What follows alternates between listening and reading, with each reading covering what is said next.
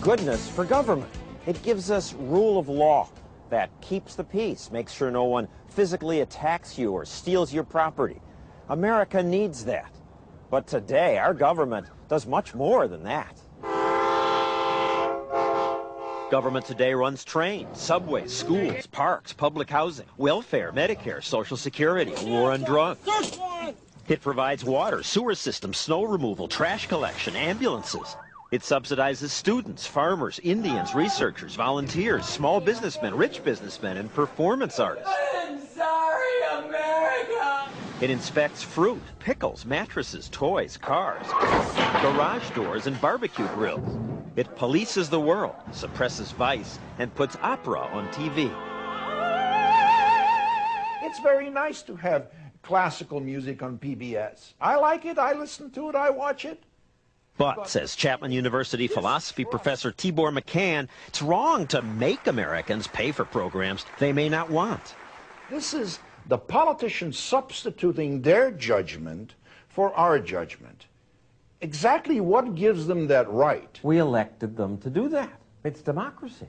If you believed in democracy being that bloated, you could vote haircuts democratically, you could vote ties democratically, you could vote everything, marriages democratically.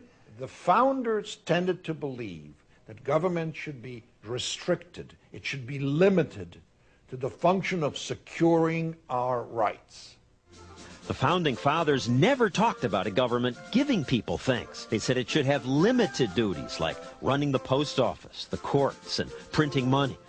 For 150 years, that's about all it did. The focus was on guaranteeing liberty. Liberty is too precious a thing to be buried in books, Miss Saunders. When Mr. Smith came to Washington in the 30s, government was just beginning its explosive growth.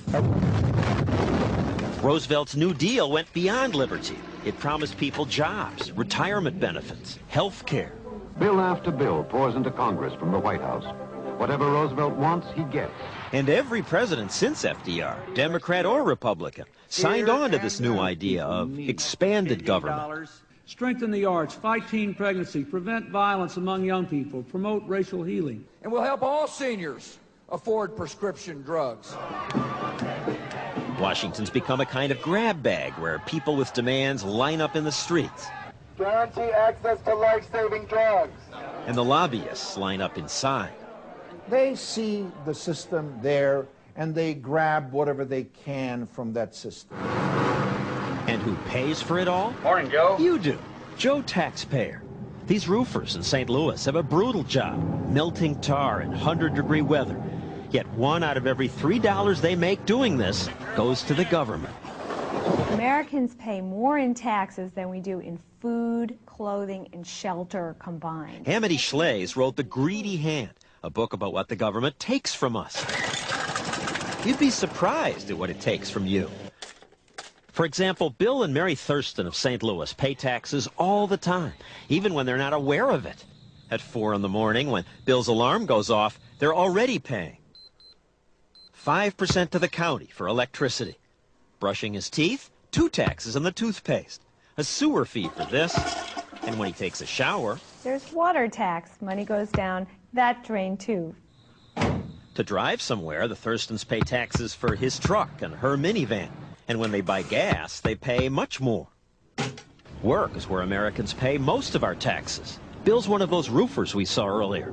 And while he and the rest of the crew are out slopping tar, it takes 2 employees back at the company's offices just to calculate how much to withhold from their paychecks. It's going to feel tight, okay? Because Bill's wife Mary works as a nurse, the Thurstons pay a marriage tax. Their marriage penalty bill is over $1,000. Then there's the grocery tax, property tax, utility tax, 2 cable TV taxes, 7 taxes on the phone, and finally a sin tax. 43% of what Bill pays for that bottle of beer is taxes. What this means is that Americans on average have to work until May of every year, 4 months, just to pay off your taxes. For 4 months you sweat, not for yourself, but to pay for all those benevolent government programs. Government is never charitable, never generous, never benevolent, because what is involved in government giving is government taking. Since government takes so much of your money, you'd think they'd be careful to keep track of it. But in fact, billions slip through the cracks. Maybe it's because the accounting process is so boring that few of us watch carefully. At these hearings, it's hard to stay awake. These unique features justify moving the funding for these programs out from under the discretionary caps to the mandatory side. What reporter wants to attend these dull hearings when we can focus on the really important news? You have sexual relations with the president. We focus on this while the government loses track of your tax money. Mr. Lynn, can I ask you about this money? We're doing a hearing today. At this hearing, they're about to discuss a little problem at the Pentagon. Somehow, billions of your tax dollars are unaccounted for. They may have it, they just don't know where it is. David Walker heads the GAO, the part of the government that's supposed to keep track of taxpayers' money. How can you not find billions of dollars? If you saw how many systems that the Department of Defense had with the lines of code, you would know the answer to that question. It is mind-boggling.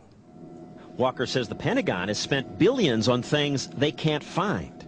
If they have it, but they don't know that they have it, they may buy it again. The Pentagon has acknowledged discrepancies in accounting for more than $2 trillion. What if a private company kept its books that way? I asked that at a convention of accountants. Pentagon says for a decade it's been trying but failing to produce a credible financial statement. What would happen to your clients if they did that? You wouldn't last very long in the business. The SEC would shut them down as a public organization. The company could go bankrupt, the investors would be all over them. No private company could get away with this. But we're not a private company. There you have it. Government doesn't have to follow the same rules you have to follow. It just keeps spending and misplacing money, and you pay for it.